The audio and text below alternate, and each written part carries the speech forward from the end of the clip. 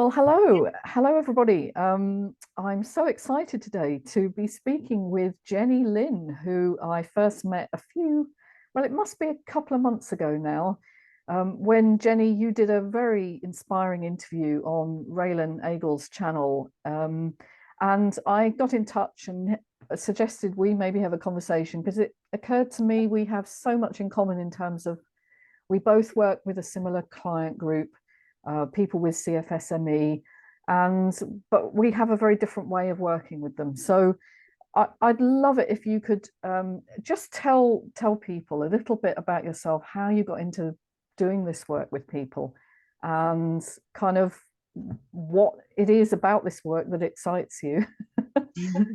Right. Hi. Yeah. Thanks, Tricia. I don't know how far back to go. I mean, I can start with the ME CFS work and where that Yeah. started, or I can go further back. Well, let's start there and then see if See if that it comes back a bit. leads. Yeah. Yeah. So basically, I was new in practice. I'd only been in practice literally 6 months when I came across my first client with ME CFS. I had no idea what it was. I didn't pretend to know what it was. She only wanted help for her anxiety. So I thought, well, that's about all I can work on anyway. So I'm not gonna, I'm not gonna pretend I know what's happening. Um, and I helped work on her anxiety. And because of the place I was in at that time, I was in this place of sort of massive spiritual expansion. I was in this huge transformative phase of myself at the time. I was able to dig quite deep, not only into her and what the relationship was between her anxiety and her MECFS, but into me as well, so that I could um, really hold the space for her so she could explore it. That means I have to be mature. So I have to be mature in my approach. Yeah, I have to not bring my own anxieties and my own fears into the therapy room. I have to be mature and hold that space for her. So that was the transformation that I was going through at that time. So it was serendipitous, if you like, that I meet this client group through her. And at the same time, I'm going through this deep grounding into myself. So I kind of started to identify that because my life was transforming so much at the time just by standing on the ground, metaphorically and physically. Um, I knew there were answers in my journey for the people that I was working with. So, so she started to improve. She started to understand how her anxiety was um, not only maintaining her CFS, but in some aspects creating it. Mm. And on the back of her, she came through the doctor because the doctor didn't know what to do. I had about half a dozen other people come through. Um, I you probably identify with this, Patricia. You know, like you're cautious. You don't want to overlay everything you've learned with one client with everyone. Mm.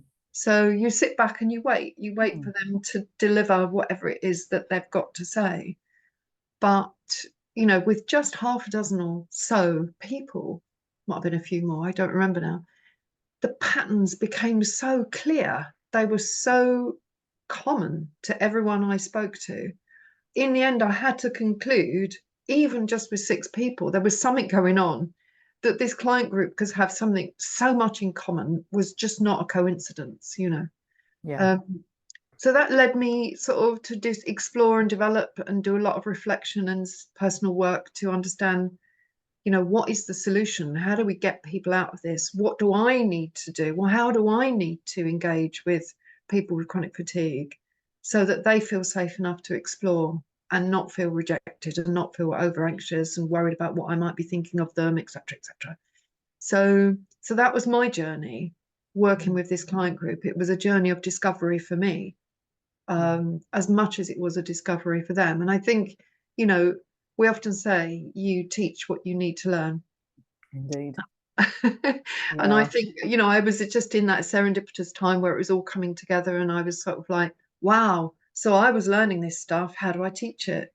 You know, so Mm. that was how it started really. Yeah. That's an echo in my story, really, was sort of being new in doing therapy and then meeting this client group. And for me, the big aha moment was seeing that most of them had trauma, finding out that anxiety, like you said, was very much inbuilt into the system. Like they were usually highly sensitive people.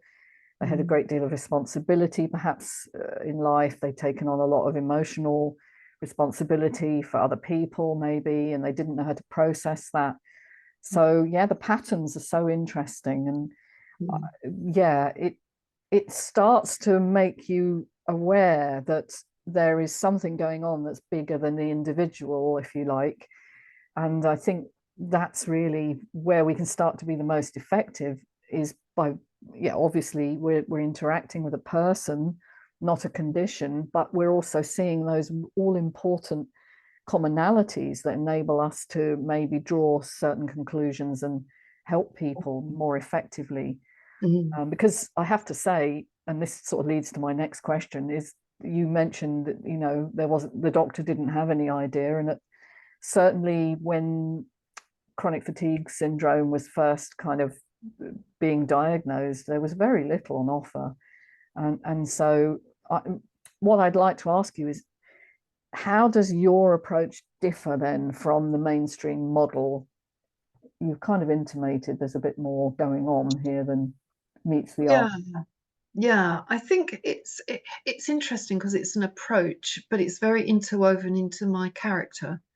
It's very hard to isolate it and say, well, this is how I'm doing it. And so I want you to do it like this, you know. So a number of years ago, maybe might have been 2012, I went and had some coaching with someone to try and make a business, like a proper, you know, business out of what I was doing. And she said to me, you need to have a model. You need to have something that people can buy off the peg and work through on their own. Now, I tried it. I tried to pull something together, but I thought, you know, part of the reason that people have this condition is because nobody sees them. Nobody really witnesses them. Nobody can sit and hold the space and be with them. And I'm not sure my program is actually going to reach that spot. You know, this is a nurture thing. This is a kind of a holding space. It's a kind of, how do I rework this stuff and feel safe enough to do it? And often with programs that they buy off the peg, it's serendipitous or coincidental if they happen to be in a space that they can work through this and feel safe doing it. Yeah. So unfortunately, I couldn't divorce my approach from who I am, but I did try and teach it, and I did do quite a few, maybe 8 or 9 different workshop groups to try and teach my colleagues how to do it. And what I found was that the biggest gift, I suppose, that I might have helped them with and that I present with my clients is just that ability to sit with whatever comes up, the compassion and the acceptance. Yeah. Because I don't know if you ever came across Winnicott in your training, Patricia, but Winnicott was I think he was 1940s, 1950s psychologist who said what we really need to do is reparent our clients, which means they were poorly parented the first time around. So how do we parent them? So what are the qualities of a parent? They're holding the space. They're letting the child free. They're letting the child free to play, but keeping a safe boundary for them to play within. So I suppose my approach is not only parental in the kindest possible way and the most supportive possible way, but it's kind of permissive, and it's kind of working on more than one level. But that's because I work on more than one level. Do you know what I mean? I can be very intellectual and very cognitive, but I can also be very heart-centered and empathic and compassionate. So I think that's where it differs from other approaches. I don't want to be clinical. This is an art, not a science. So the clinical nature of this needs to go. Oh, I so agree. Do you know what I'm saying? Yeah, I do. I don't want to over labor it, but I think we have got to the point now where we're so striving as therapists to kind of prove ourselves that we just acquire more tools, and we get this sort of clinical mindset. And actually, what a person is coming to you for is exactly what you said: to be witnessed, to be held, Yeah. to be seen in the eyes of a safe other. Mm. Mm. And I love the fact that you bring, yes, the cognitive and the heart centered. We need both, of course we do. Mm. But there's so little of that that goes on generally in both the conventional medical sector and also some alternative sectors that are trying to sort of elevate themselves, like, and prove how much they know. Yeah. Yeah. So what a beautiful Yeah. And combination. that does seem to be a real problem in all of our healing models in the West, at least, Mm, is that, unless you've got a white coat on and you're clinical, you're just useless. yeah, But what this actually does is it outsources our ability to help ourselves. yes, So instead of indeed. helping ourselves, we trust the white coats. And, I technically might be a white coat, but Mm, I don't want to work in a clinical way. I find it very tedious. It's very boring for me. It's not creative and mm, expensive enough. It's just very boring. yeah. Um, I think tuning into a new way of working is very much how I've been moving professionally and personally, because I've, like you, been learning a lot about the world and myself, and my place in this and my spiritual nature, um, and moving more and more away from the tools and techniques and more towards this presence, yeah, and allowing someone to be creative and in the flow of their own experience. And our job, I feel, is very much to guide that rather than impose our view of what should be happening. mm, Um, and for me, there is almost a divine feminine going on here. And every time you're talking, I'm noticing you touch your heart center, right? Because you're wearing a pendant that presumably has some connection with that. And when I was modeling myself after training, I wanted to find someone who worked in the way I wanted to work, and mm, all the models were very clinical. And mm, I found a lady called Virginia Satir, who was a family therapist from the 1980s and 90s, who just totally blew me away in her approach. When you weren't supposed to connect with your client at all, you were supposed to sit back, mm. and observe, hand on chin and nod a lot. She didn't. She would take their hands when they came in, and she would say, "You're so welcome. Oh, please sit down," or, just notice what's going Mm, on in your body there. And mm, it was a totally different way of working that I just felt intuitively guided towards, rather than this uh, clinical kind of headspace mm, method. mm. And it seems like when you're working, at least from what I can tell, how you describe it, is your connection is way more important than anything. Yeah, And so, is that, how do you kind of see your spirituality guiding that? Is that something that you're yeah. kind of aware of when you're working? Good question. I think the problem with spiritual and spirituality Mm, is that people understand different things by it. And if I might just define the term before I talk about it, then it might, great. yeah. So, because otherwise we're in woo-woo world and we don't really understand No, what spirit. indeed. Do Yeah. you know what I'm saying? Yeah, I Because do. and I don't want to go into woo-woo, but the way I understand spirituality is to know your place, to know your purpose, to know Mm, where you belong. I belong here, mhm, whether it's alone or in a community. I know who I am and I belong here. And mm, I'm in service. All of me is focused in my being right now. And my job is to take up my space in the world and offer my gifts for the benefit of others. That's my spiritual purpose, if you like. And mm, it's what I would call spirituality. It's knowing who you are, it's being grounded. Now, there is transcendent spirituality where you can go and sit on a mountain and bypass and do all kinds of lovely transcendental stuff. Fabulous. But how do you live your spirituality on a daily life? You know who you are, you know what you're about, you know where your feet are on the ground, and you know what your gifts are and how to offer them to people. So, am I aware of my spirituality as I'm working? I'm very aware that I'm super focused. I'm really focused. I'm listening with my heart. Mm. My ears are just tools, but what I'm really hearing is with my heart. So I'm trying to hear what people aren't saying. Mm. I'm trying to hear what they mean in throwaway comments that to them they've probably repeated 1,000 times, but and are effectively meaningless, but to me carry a lot of weight. Yeah. So I'm trying to look for ways to find their wholeness. I'm looking for their wholeness because I know don't get me wrong, I'm not perfect. I'm still on my journey, but I know, there's a wholeness within me and I know it's possible. So I'm always looking for their wholeness, so I'm aware that as they're talking, I'm looking for a way in. I'm looking for a connection with them in some way so that they can connect with me. So I suppose if that's how I might use my spirituality, understanding that spirituality is just being here right now, present. I'm using it all day long, every day. I am living my spirituality in the sense of this is my place, this is my purpose, this is where I am.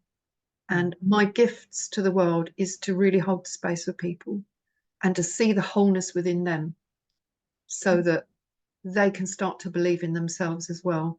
Oh, I love that.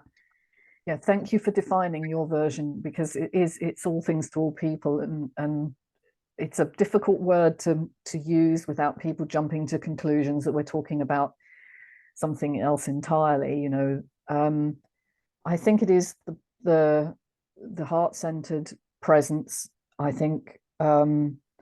being able to be with someone in their pain without being drawn into their pain means you have to have a very Absolutely. strong groundedness in your own personhood. What you said about belonging, I thought was really important. I belong, I know who I am, I know what my purpose is.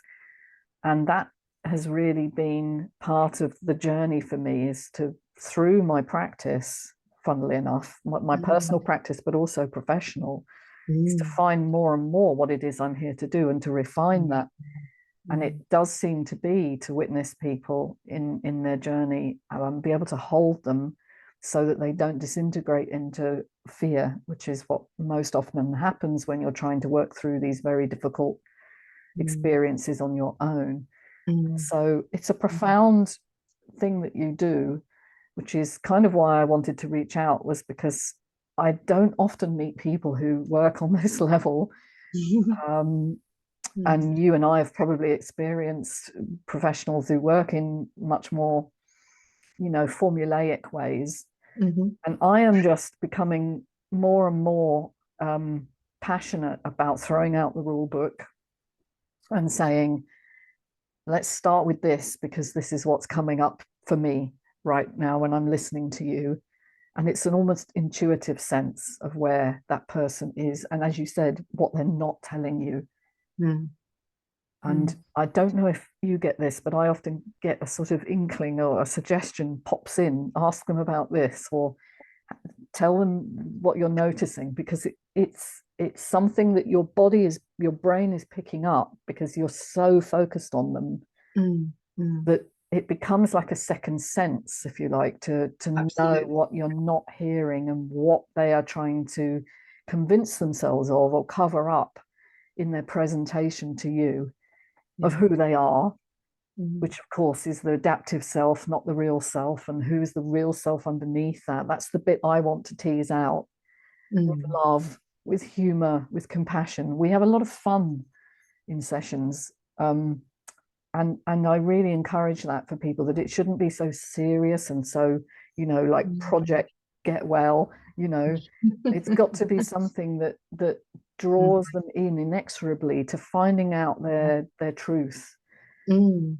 And that Mm. can be illuminating, joyous, as well as sometimes painful. Mm. So Mm. I always say to people, it's simple, but it's not easy. Mm. It's a matter of following your kind of inner knowing and having someone kind of enjoy bring that out for you without being afraid of what you will find. Mm. Mm. Because fear often will keep you constricted and shut down, and that's what CFSME is to me. It's a chronic state of shutdown, both at the cellular level and at the psychic level. It's a holding place, a stasis, and it's our job to kind of reach in and ask, where did you learn that that was necessary? Mm. What does it feel like to reach out and connect with someone? Mm. And Mm. so I think with, you know, it's such brilliant intuitive work, and Mm. so few people are doing it in that way. So it's a joy to Mm. meet someone else, which is why I wanted to reach out.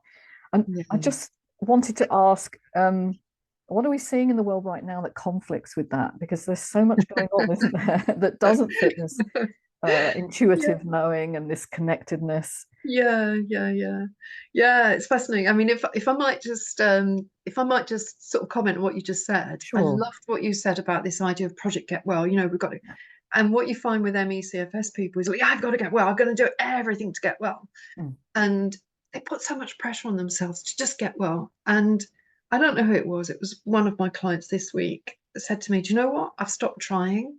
Mm. And as I'm stopping trying, my I'm just unfolding naturally. And I'm like, oh, Hallelujah. Yeah. goodness, stop trying so hard. Mm. Let's just let go instead of try. And I loved what you said about the shutdown, like the fear shutdown, like a holding space. That's exactly what's happening. It's kind of like, I'm not meant to be here, like parts of me have fled, the idea of soul retrieval, parts of me Mm. have fled away because I can't come out of hiding because I'm not whole yet. Mm. I can't really face the world because I'm not a complete being. And that shutdown, that fear, it was so poignant, I thought. So I just wanted to Well, thank comment you. Yeah. on that. Thank you for that. Yeah. Yeah. But yeah, what's going on in the world at the moment? I mean, anything and everything, isn't it? Sort of like anything to lead you away from your inner knowing. Mm. The media, the division, the divide and conquer, the fear mongering, the wars, the pharmaceuticals, the free speech issues going on in the UK, all the media that we know is false around, who's right and who's wrong, and these riots and that riot. And you think, my goodness, if you were looking from the outside, you would think England was in flames, and it's not. No. But let's capture the minds of people. Let's capture a narrative and let's keep them hooked into something that is totally irrelevant to their health and well-being. Mm. So I think the world, what's going on in the world at the moment is like, just don't look inside. Don't look inside. Don't go anywhere near what you know, Mm. because we know best. This kind of on a plate, authoritarian, we know what's best for you. Don't Mm. listen to yourself. Mm. So, it's no surprise whatsoever that long COVID is such an issue now, Mm. because it's going to affect people that are vulnerable Mm. to that way of being in the world, Yeah. of being scared, of wanting to listen to other people before me. Mm. Yeah, it's gonna cause that. And then prior to even COVID being around, you're looking at shouldn't even use that word, should I really? But prior to that being Mm. around, Mm. we've probably never seen more disconnection from self than we are seeing today, Mm. because we're so hooked into a narrative, we're so hooked into something that is external, and we are so used to externally referencing and getting our value and our opinions From from others somebody and else. from the society. Yeah. Yes. I think we're seeing that more and more with social media as a big driver for me. I've been writing about that recently, just the whole idea that you have to compare yourself with so many other people who are all presenting this perfect vision, but there's no true connection because you don't really know these people and there's no accountability.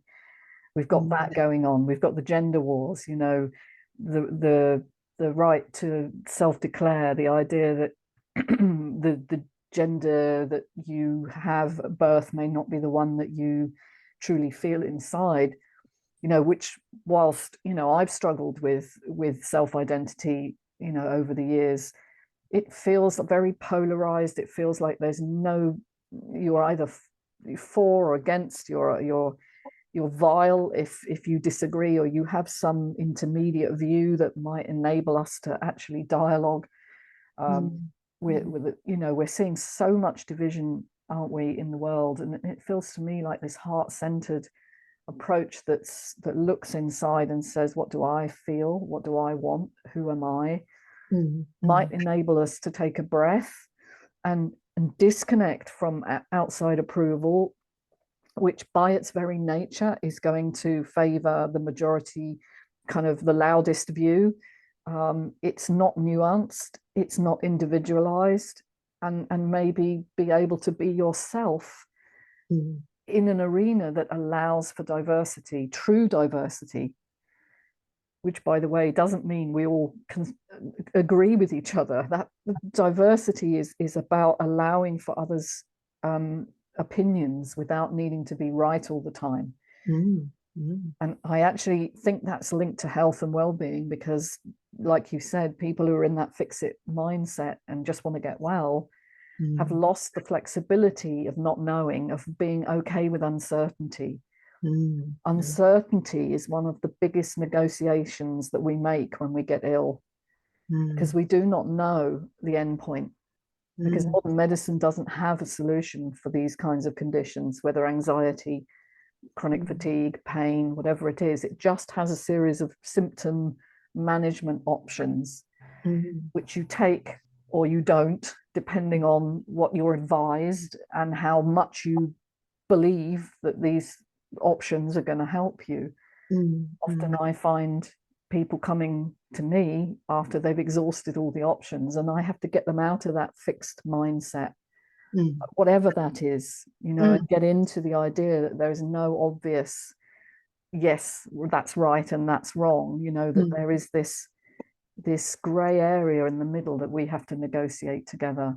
Mm. And Mm. so I see kind of the model that we're working in as a model not just for health in this arena, but in well-being for I don't want to make it sound bigger than it is, but for the world in a way, because this dance with uncertainty is what really gives people true flexibility in their options for life. Mm. And so anyway, that's kind of how I see it going on, and we've lost Lovely. that. I agree with you. And, just as you were talking then, a few ideas came up that Mm, I've shared before, but this idea of following the narrative and people mm, getting sucked into them and us, and mm, we're the greenies and you're the right-wing fascist environment destroyers, and mm, we've got it right and you've got it wrong, and or the whole all of the issues that are coming up with gender and environment and pharma and everything that's going on in the world and the wars and stuff, and who's taking a side, whose side are you on, mm. this is directly counter Yeah. to to to being true to yourself and finding your place and your purpose in the world, because you're being led by a narrative, you're Mm, being led away from mm, who you really are mm, by fear and mm, anxiety and mm, disaster, all of this propaganda.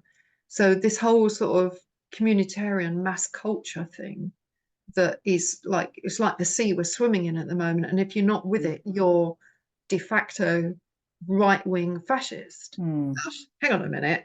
I seem to remember not even 7 or 8 years ago, I was on the left. I mm. haven't changed my views. No, So how is it I'm suddenly on the right? I it's just don't get it. I don't it's get it. extraordinary, isn't it? It's phenomenal. We've seen that in such a short time. Yeah. But Um, this because the tide is moving with the mass culture, the media. mm, The power of the media is incredible. mm, So, mm.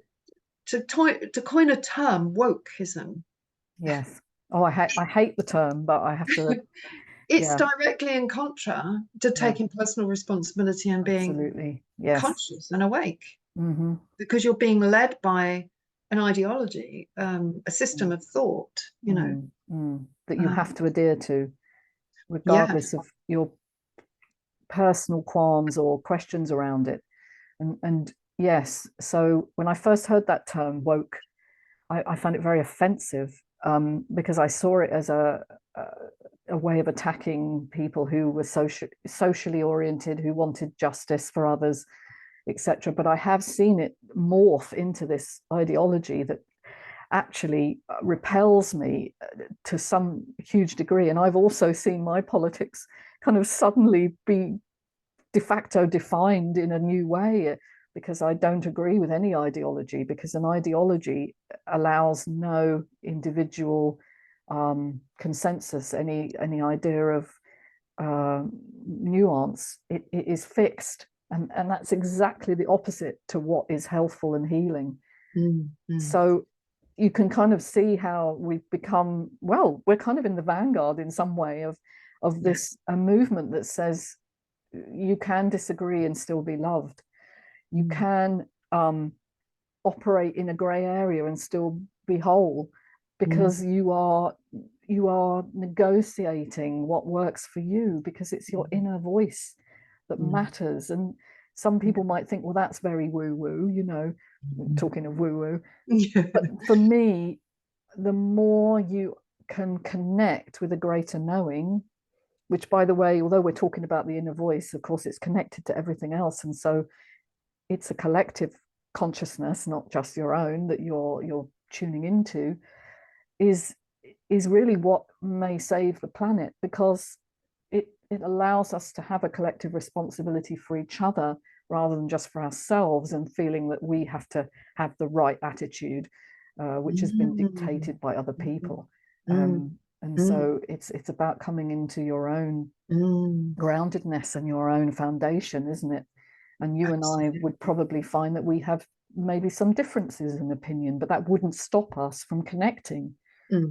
I wouldn't want to polarize you into my enemy because you disagree with me. I would merely want to find out, why is it you believe what you believe, and are there some ways in which we can kind of agree to disagree, or crossovers. There may be crossover. Yeah, exactly.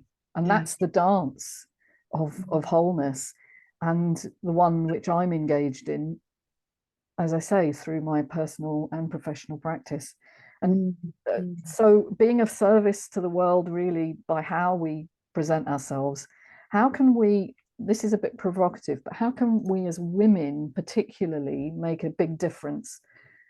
Because often our voices, particularly when you're a certain age, our voices tend to be less heard if we look at the media currently and who's really being listened to right now. How can we enhance that?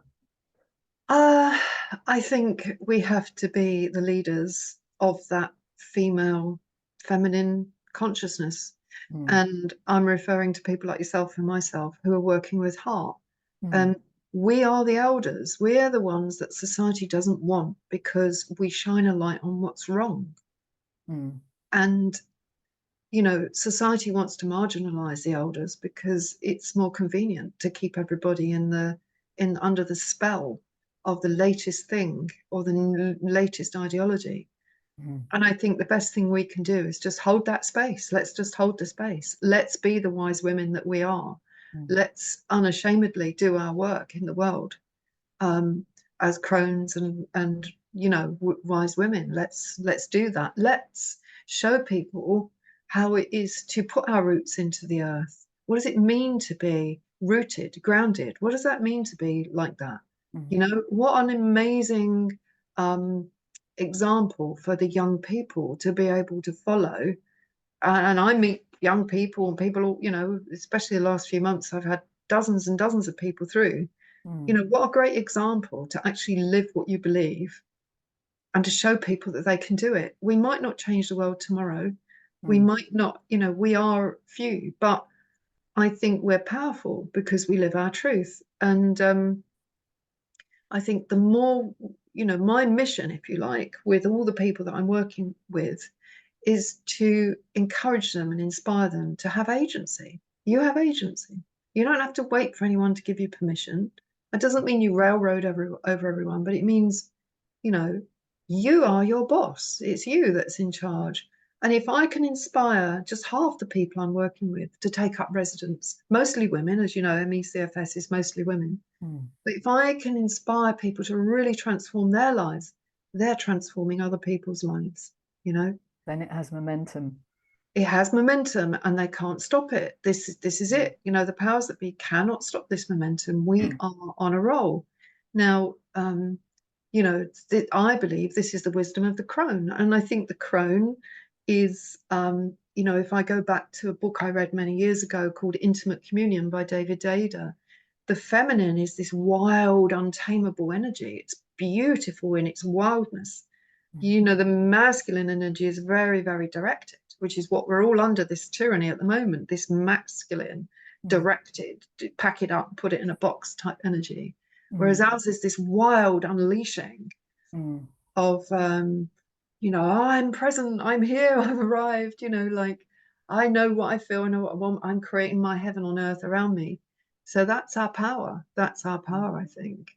No, I'm glad you raised that the feminine doesn't have to be meek and you know, because that's really why I think a lot of women are rejecting the feminine, because the construct of femininity at the moment is so prescriptive, and it's lost its wild roots. It's lost its connection to running with the earth and protecting our world and defending that which matters. I mean, we're going way off piste here, but you know, women who run with wolves is a kind of theme for me. It's like we should have that wild, passionate energy as well as the quietness. It has to be a balance, and you know, I'm passionate about what I believe in. I know you are, and the way that we're individually making a difference here. So, you know, just to wrap up, I guess, any final thoughts for people listening in today about, you know, how you two can heal? Yeah, I think grace, forgiveness, love, sometimes they're hard to find Yes. in yourself, but you are human, you are fully human, and you can find it. And I think be kind to yourself, give yourself a break and relax, let it unfold. You know, all this striving and trying and for perfection and stuff like that, it's kind of like, yeah, you get perfect when you let go and you just take each moment as it comes. Yeah. Yeah. I have recently said let go to get well, and people find that difficult because they think it's accepting the way things are. But it isn't. It's letting go of the striving, which is part of the problem, because it's a very stressful thing to hold on to, the idea of I must get well. Whereas I am more open to being shown what I need to learn from this episode in my life is a very different feeling, isn't it? So I think that's what we're trying to promote, each in our different ways. It's been an absolute joy talking to you, and thank you so much for being here. I know we could go on for another hour at least, but we promised ourselves we'd keep it to an hour, you know, under the hour. So here we are. Thanks so much for inviting me to chat with you, because I think we connect in so many different ways, Yes. or the same way even. But do you know what I mean? It's lovely. It's a pleasure to talk with you. Yeah, yeah, it is. And if people want to find you, what's the best way? I suppose the easiest way is on openmindtherapy.co.uk. So Brilliant. you can find me there, yeah. Brilliant. Well, I hope we can do another at some point in the not too distant future. If people want to comment, obviously I'll be happy to read them. You can find me on alchemytherapies.co.uk. And it remains for me to thank Jenny. Thank you so much for coming and talking to me today. And I hope you know, business continues to expand, which it does seem to be. Yeah, absolutely. Thanks, Tricia. Take care.